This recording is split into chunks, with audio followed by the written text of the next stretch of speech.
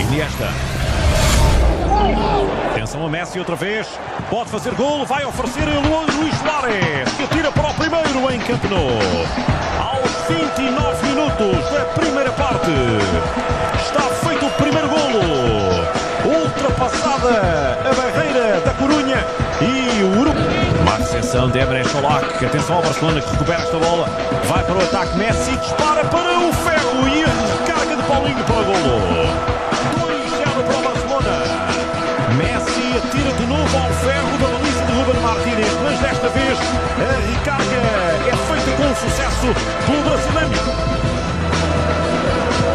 Alex Vidal. A abertura é para Sérgio Roberto. Cruza Roberto. E Suárez. De Luís Suárez. E remata o Uruguai, pé esquerdo, para o fundo. Alex Vidal. O passe é para Suárez. Vai aparecer Jordi Alba, outra vez no ferro. E o momento do remate de Jordi Alba. A bola bate na base do poste, sobra para o brasileiro.